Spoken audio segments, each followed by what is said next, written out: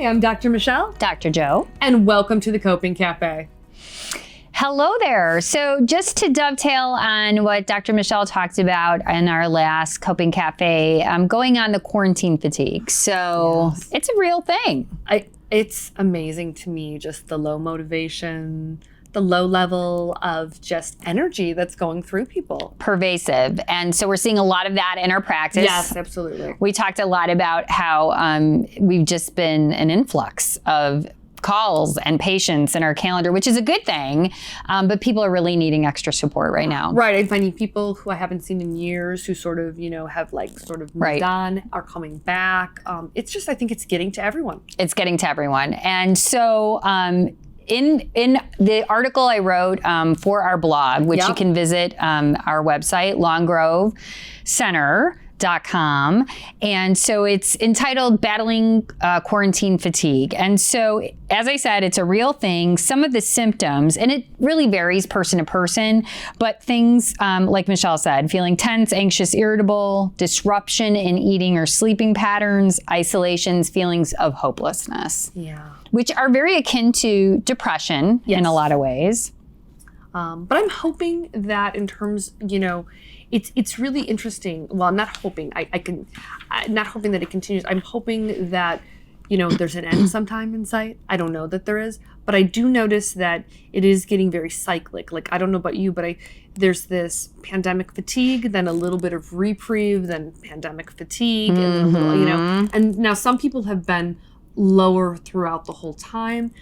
And so I see a little bit of this too. I think people call it the Corona coaster, but you definitely see it. So, I've definitely seen that, but the fatigue is real, so I'm hoping you have some solutions for us. Well, so you hit on a lot of good points. And I think it's also resonating what you talked about in our last episode. So certain things, like you could start off by normalizing your feelings. And that's just a fancy word for saying we're all in this together. There's a clinical term called a sense of universality. And that's why group therapy can be so effective. But I'm not the only one experiencing it. And this is such a unique thing because it's not just in the Chicagoland area. It's not just the United States or the Northern Hemisphere. No, this is worldwide pandemic. This is the world, right? Yeah. And so for our times, it's kind of this unprecedented thing. So you're not alone. Also, another tactic that we like to use just in cognitive behavioral therapy in general is reframing your thinking. So rather than going on like, I'm feeling deprived and isolated, what can you do instead? So things like I've had clients who, have the cleanest house that they've ever had in 10 years and all sorts of home projects, or, things like, drive-by takes on a new meaning when you have a parade for somebody's birthday or a special occasion, right? I like a lot of creativity is going on. I mean, when you talk about, okay, we can't do this, kind of the reframing. We can do this though, right? Like we can do creativity, finding new ways, new things. And I've seen people like, I have a client who started I think they're calling it COVID catch-up, but a tutoring service that was born out of the pandemic that you can get free services online. Wow. So I think that's amazing. Something good coming out of something, I love that. That's great. Yeah. Simple routines. So I always say structure reduces anxiety. So, having a plan for your day, rather than sitting in your pajamas all day, you're going to set the alarm, you're going to get up at 9, you're going to brush your teeth. She's laughing. I guess we've all been there. Yeah. I think in the beginning of this crisis, it was a little bit harder. Everything was a little off. We weren't going into the office. I was doing a lot of telehealth. People got to see me, a little less, little unburnished. This is dressed up for me. So this is, it was getting bad. I would call it my graphit, like gray on gray. Oh, there you go. Graphit, I like that. But I did think that, eventually too, I needed some color, needed a little bit of, Right. So, and I get it. So again, you're not alone, that sense of universality, but having some kind of a semblance of routine. So, getting up, getting out of bed, brushing those teeth, if you're going to get on the computer, do it for X amount of time, get outside and walk, that kind of thing. That dovetails into exercise. So, Yeah. right? Getting out. Getting outside while you can when the weather's still good. But I mean, research is always consistent. It increases our endorphins, it increases serotonin, the feel good neurotransmitters. So, and I love, I will say I'm old school. So I do jazzercise online, cool stuff, whatever. I shouldn't admit that. Yeah, you got admitting our age right there. So, I mean, there's some really cool streaming services. OMFit is another one, OMFit. So, and I mean, they've got everything under the sun. If you want yoga, if you want Pilates, if you want cardio, if you want to do a band workout, Right. So there's amazing resources. So there's really no excuse. And self-care. And you had said earlier when we were talking about parents and modeling for your child, I always tell clients too, who, always put everybody else first. I say, what do they tell you in an airplane? What do they tell you when that mask comes down? Right. You got to put it on yourself first. Absolutely. Because you're not any good to anyone else unless you're doing it. You do it first and then you can take care. You got to replenish the well.